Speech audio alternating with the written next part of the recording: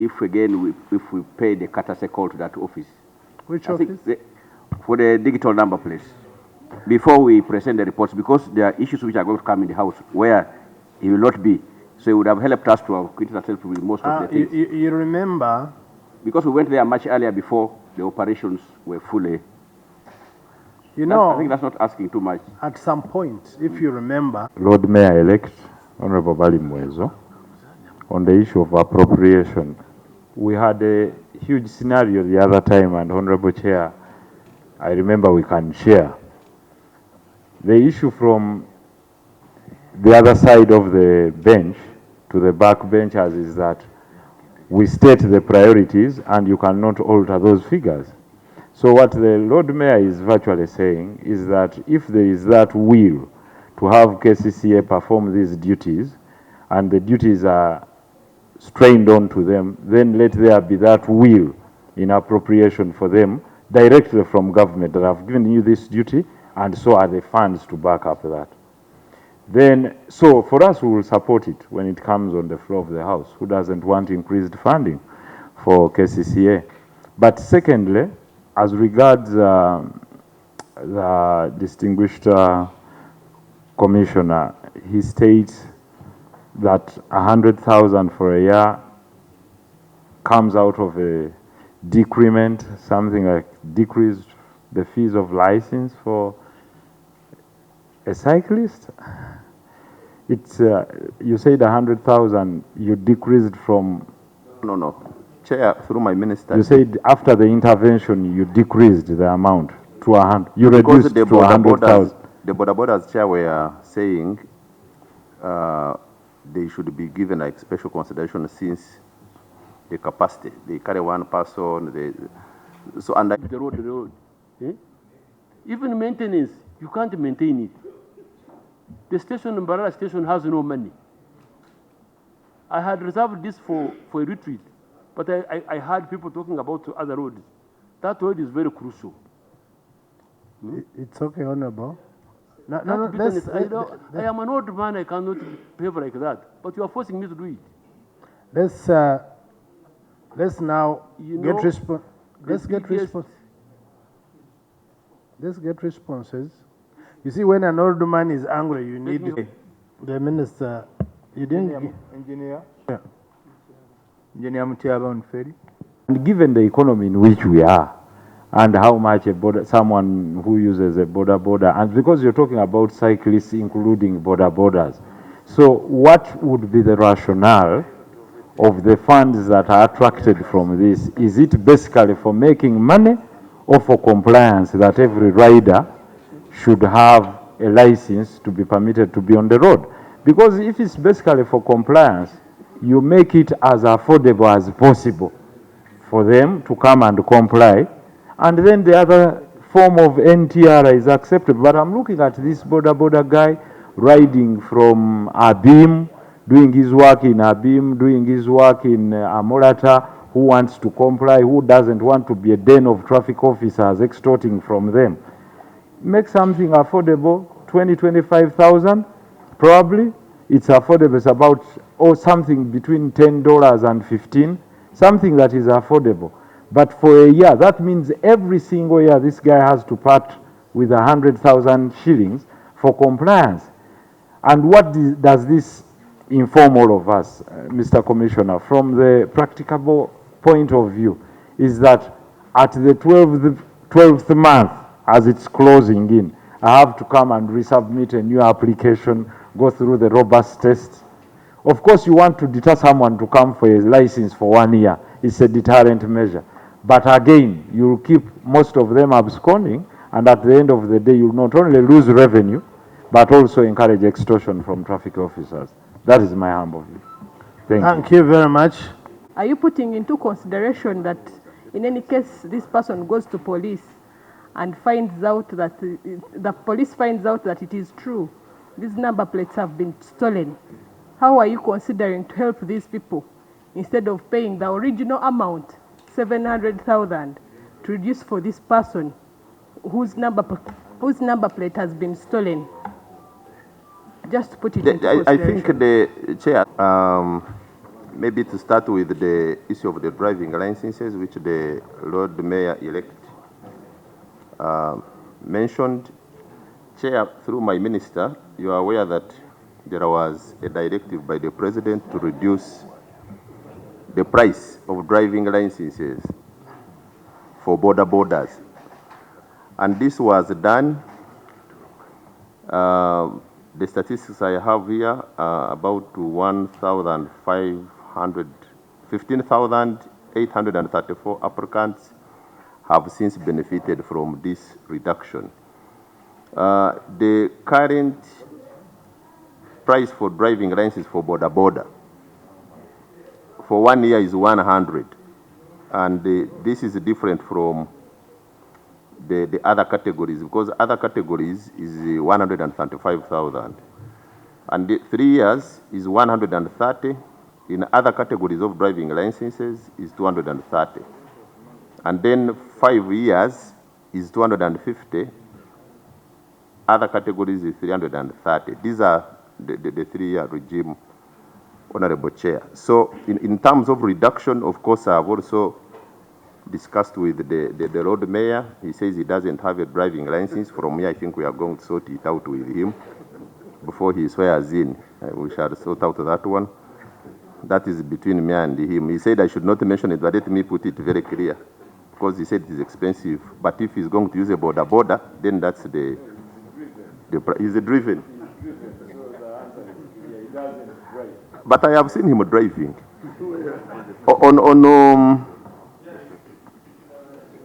Chair, a question by Honorable Chibari on road safety. But Commissioner Katabe, you're reducing from how much to where the figure you're telling us it reduced yes, from how much? Yes, I'm saying because the current figure for other categories is 135 for 1 year, but for border it is 100. The testing fees, the learner driving is 40,000 for border. Other categories 60,000. It is what? Let me answer, Chair. Maybe I need to be protected, because if you are the Lord Mayor, then you should be the Lord. When I submit, I expected him to listen, because he's the one who has asked me the question. But Chair, in this case, the good thing we have KCCA here, the Minister and the ED, we are also in the process of reorganizing these borders. I have held a meeting with the ED, KCCA. They are in the process of concluding gazetting stages. So some of these areas where honorable members were mentioning about increased crashes, especially on an annual basis, we hope we are going to deal with this and also replicate this in other areas of the country. On measures for road safety, because Honorable Chubari also raised this, Honorable Chair, through my minister, we are resuming motor vehicle inspection services, especially on dangerous mechanical vehicles. Currently, we are dealing with the government vehicles and, of course, a few other public service vehicles like buses, those which take 60 people and above, to make sure that they're in good condition. We are also reviewing under speed management the issue of EPS. We are reviewing this, and I think my minister will be also through cabinet presenting new proposals, especially on reviewing the Traffic and Road Safety Act on some of the areas in the act which had already been passed by Parliament. Again, under EPS, the intention is actually to use automation cameras and reduce human power, human interaction, the traffic on the road. In any case, they are very few. They may not even work at night.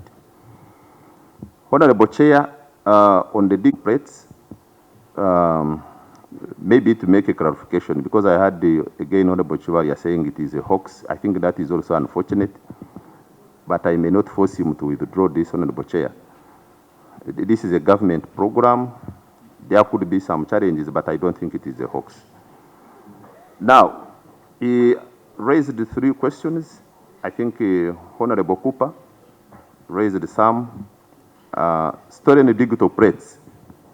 And this post which Honorable Cooper sent to me and a number of people, of course, there was somebody who claimed his number plates were stolen.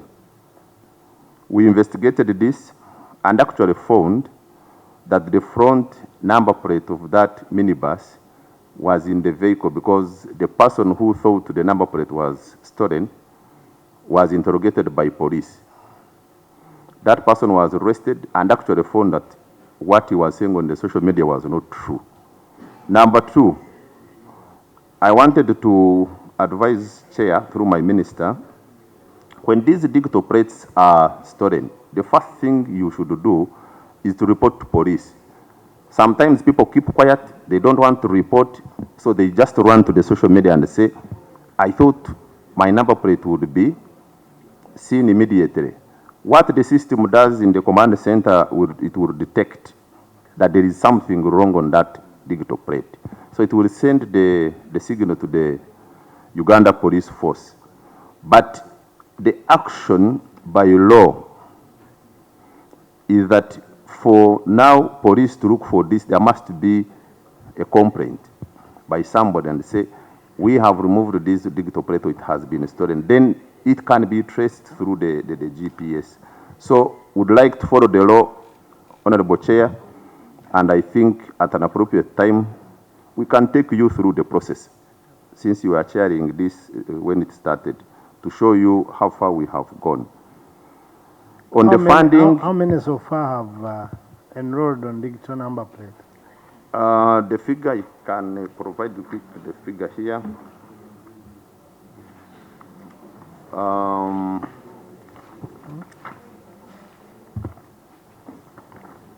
Chair, we have